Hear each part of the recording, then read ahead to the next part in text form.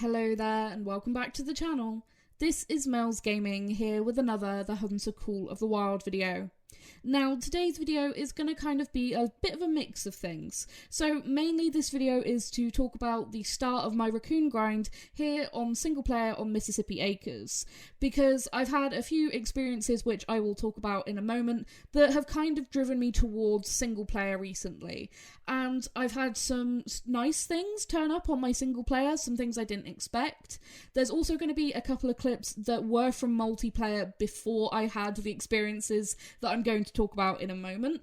And yeah, you're just going to see some clips at the start of the video, really, just showing me shooting lots and lots of animals, foxes, raccoons, whatever really that I could get to come through this bit of a self-drive. This is on the little island to the very south of Mississippi Acres, where you can actually get out. Or sort of, if you run through the reeds and the shallow water, you can actually get out onto a little island, and there's normally actually a lot of raccoons there, and I tend to drive all the animals onto a certain point, and then I can basically sit there and shoot them as they run past. And this was another point that sometimes this can happen if you run raccoons in, basically it has to all go in the right direction, because the raccoons have to play ball and go the right way, and if they go the right way and then they get stuck on one of these boardwalks, they can't actually get through them very easily. Sometimes they'll like glitch over the top, but other times they'll get stuck like these three, and then that makes it very easy to take them out quite efficiently. Another method that I have found to be quite efficient for taking out raccoons is actually following them with an ATV. So I'll drive around the fields in the early morning or around the edges of water at their drink zone time, and I'll just herd groups of raccoons and then just use buckshot to basically take out as many as possible. I'm not really worried about getting golds or anything like that. I'm just worried about getting the respawns, because all of this is to try and get an albino raccoon, hopefully a male. I do take out a few females in this video, I believe, and sometimes I just take them out because I feel like taking them out, whereas other times I'll avoid doing it. I really would like a male one to show up, but if I do end up getting a female, I will be kind of happy that I did just manage to get one at least to go in the trophy lodge, but ideally we're looking for a male albino. So why am I in single player? A lot of you guys, if you've been following the channel, will know that most of the time I like to multiplayer hop to look for trophies, which involves going through different multiplayer sessions, looking for multiplayers that basically have little to no need zones, low level hosts, that kind of thing, where the map's been pretty unexplored, because you can find good trophies that way. And I have found many, many good trophies that way. And I have been doing that for the longest time, trying to find an albino raccoon. I have tried for so long, basically since the release of Mississippi, and I've refined my techniques and how to find them nice and quickly, all of that good stuff along the way. And I have ended up with not one, not two, not three, not four, but 5 melanistic male raccoons. Now, we're going to take a look at one of those a little bit later on in the video, because actually the clip of the 5th one hasn't actually been posted yet. It's in this video. But once I got that 5th one, I was really thinking, okay, maybe it's time to go to single player and start grinding specifically for an albino. Because with multiplayer, it's kind of luck of the draw whether you find what you're looking for or not. Because especially when you're looking on fresh servers that have no need zones, you know, you don't know if that person's grinding raccoons or if they've been shooting other species, and basically you just don't know what you're going to find. Whereas if I'm in single player, I can specifically target raccoons and target getting respawns for the raccoons, if that makes sense. Whereas on multiplayer, I might not find any good things for the raccoons just because that's luck of the draw and no good raccoons have spawned for that person, if that makes any sense. So by going in single player, I can just specifically target raccoons until hopefully I get what I'm looking for. So that was kind of one thing. Also, the amount of piebolds I've found is insane at this point. So again, that was another sort of factor that made me think, hey, maybe it's time to bite the bullet and just go to single player and actually grind raccoons. Because raccoons are not the most fun species to grind, let me tell you. They drink at 0 to 3 a.m, so 0 hours to 3 o'clock in the morning. And obviously that's going to be in the dark, so that's not fun. You can see here I'm actually grinding some during the day, and this was basically chasing them out of feed zones on this little island and trying to get them to run through this, what I refer to as my Raccoon drive, which is actually a lot of fun to actually sit here and shoot animals. It's really, really good fun. And I've also, by doing this, discovered that this is my favourite shotgun, the 12 gauge pump, and probably the shotgun that I'm going to be using for Reveltuli when it comes out. So getting some good practice with it, you know, as these animals are running past, is really, really good. And also taking out foxes on this little island as well, and if they just run past me, because another trophy I would love to find on this map is a albino grey fox. I have all of the rares except for albino for grey fox, and same for the raccoon, so basically just looking for albinos of these species. I've also been shooting quails, because sometimes there's quails where I'm doing this, you know, chasing the raccoons around. Sometimes I'll flush up a group of quail and I'll take a few of those out, because again, that's another trophy I'd love, is an albino quail, but they are extremely, extremely rare, so I do not expect to find one of those. So those are a couple of reasons why I moved to single player. Now let's talk about the less positive, I guess, reason that I've moved to single player. Because the other reasons are basically, you don't know what you're going to find on multiplayer, and at least in single player you can target what you want. When you're multiplayer hopping, my point is basically you don't know what you're going to find, and that's a really cool thing, because you don't know what you're going to find. It adds to the fun, but it means if you're looking for a really specific trophy, you know, it's kind of hard if you're just basically then relying on luck on other people's initial spawns, if you're doing what I do and looking for fresh maps from low-level players.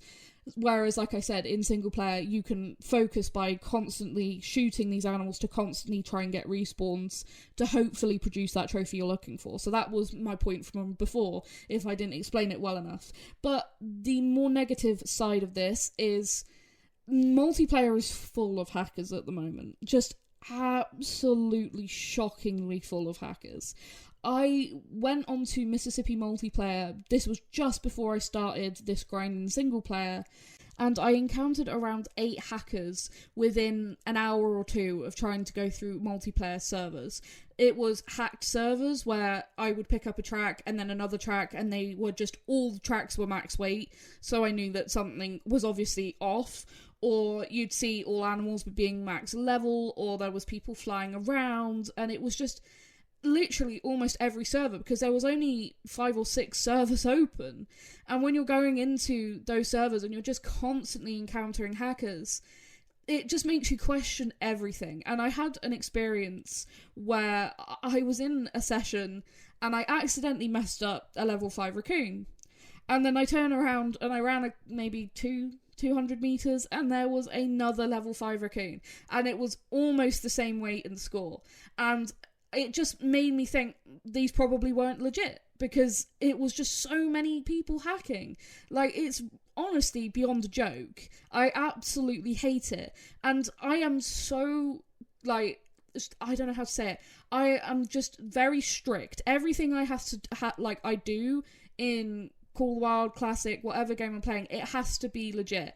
And if I feel like there's like some chance that it wouldn't be legit, which is how I feel sometimes with multiplayer at the minute, it can really put me off. And finding that many hackers in such a short space of time, it really did put me off, guys. And I know that unfortunately that means slower content for you guys, because obviously when I'm going through multiplayer, I can quite quickly go through sessions, go to the hotspots and find good stuff quite often. But I just don't feel like going a multiplayer at the minute. And every time I think, maybe I'll just go into multiplayer, I find another hacker or someone, you know, that's in a hacked server, and I hate it. I hate it so, so much. So that's why I'm in single player at the minute.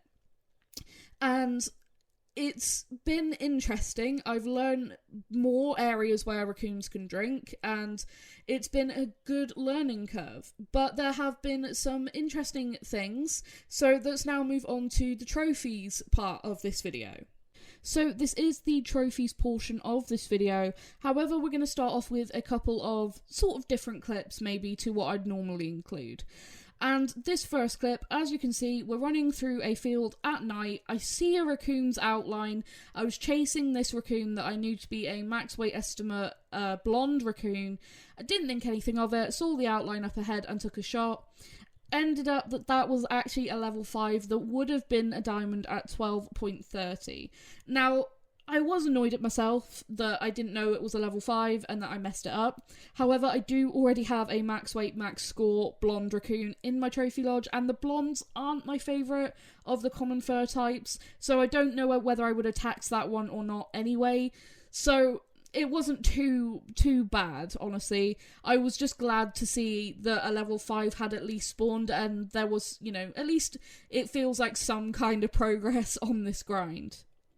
Now, this next clip is a little bit different as well. So, up ahead of us here, we have a level 6 piebald alligator, and this guy didn't have a chance at making gold with that estimate.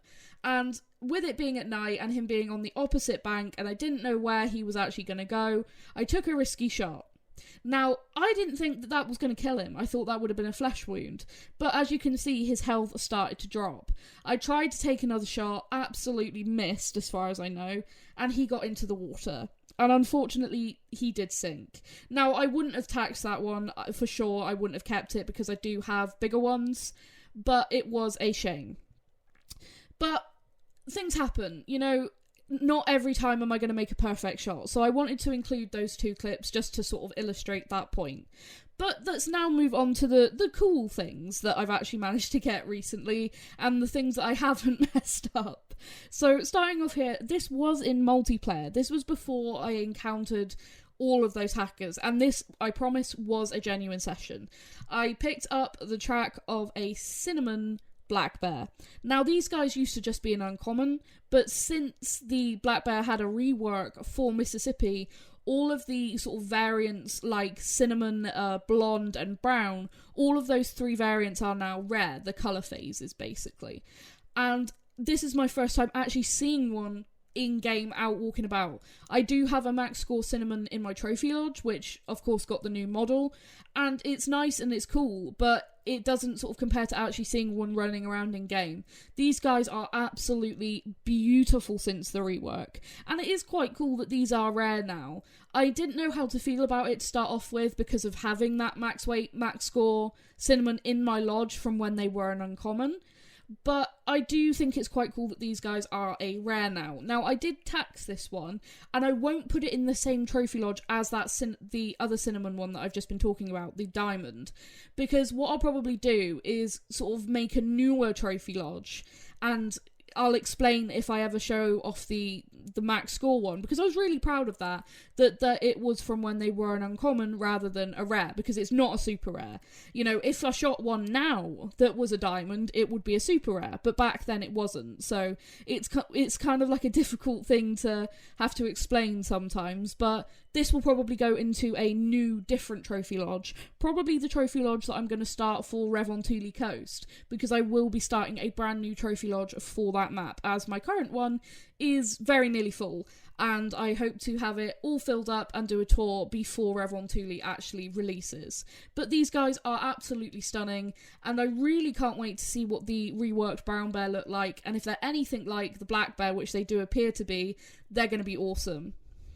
Now, I mentioned earlier in the video that I ended up finding my 5th melanistic male raccoon. So this is that clip of that raccoon. Now, once again, this was in multiplayer, and I tried to track this guy for quite a while, and unfortunately here, he ended up going back to fleeing, and I just took a shot, and I really probably shouldn't have taken that shot.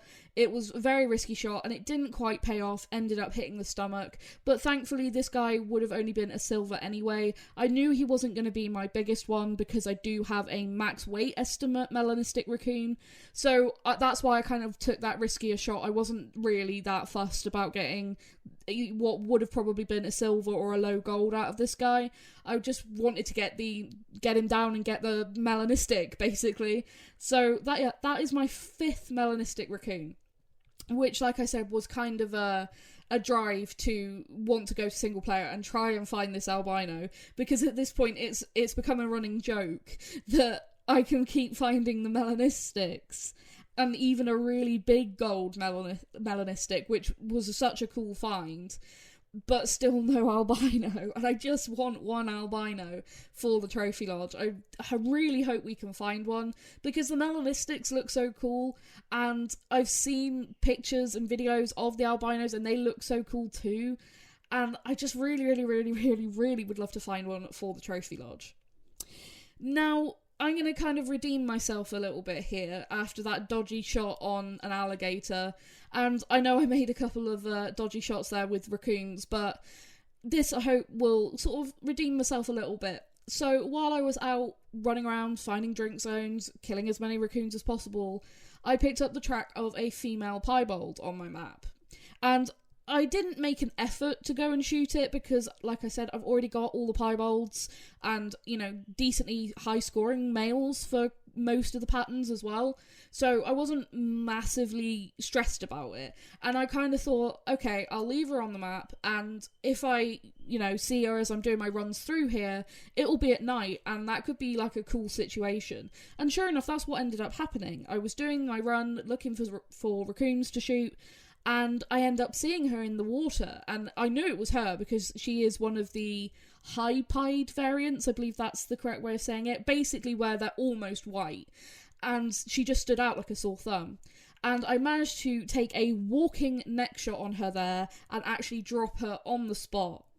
Now, this was really cool because at night, the gator's eyes actually glow a reddish-orange colour, and it was actually really cool because I got to take some screenshots of this piebald with those glowing eyes, and it just looked really cool, and I was really happy with that. And I would have really loved to have done the same thing with that male piebald, but like I said, I basically had that one shot opportunity and it just didn't quite pay off.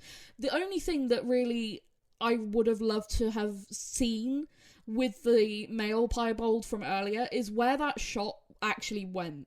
I really would have loved to have picked it up and found out what that shot actually was, because he was dying fairly quickly, but not that quick. So I just would have loved to have known what the shot placement actually was, so that I could learn from it.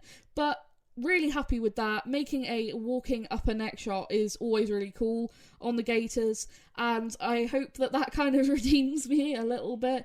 And I just thought it was important in, you know, sometimes to just remind, you know, that not everything goes perfect for me. I don't always find the trophy I'm looking for. I don't always make the shot.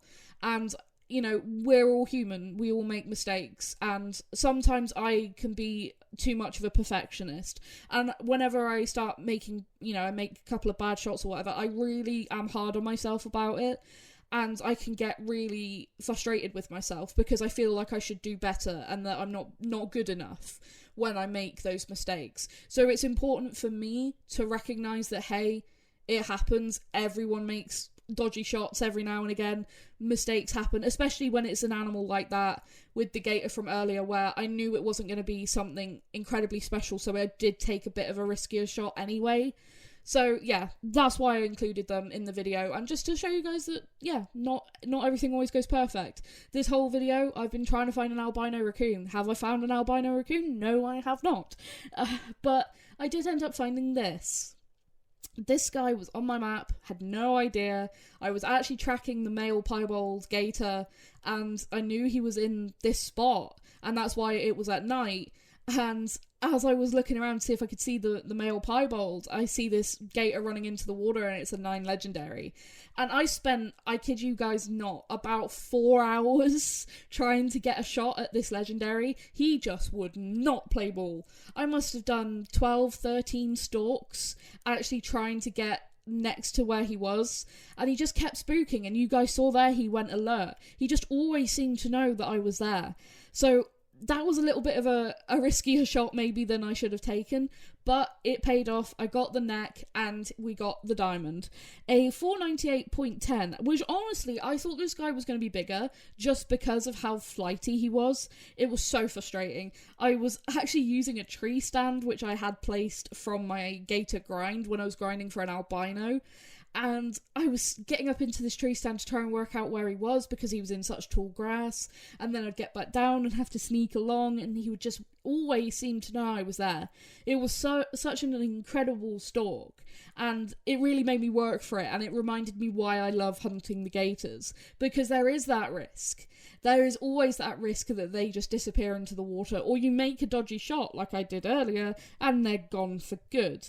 And, you know, if you encounter a massive rare, like a mythical rare, or even a super rare potential, you have to be on it.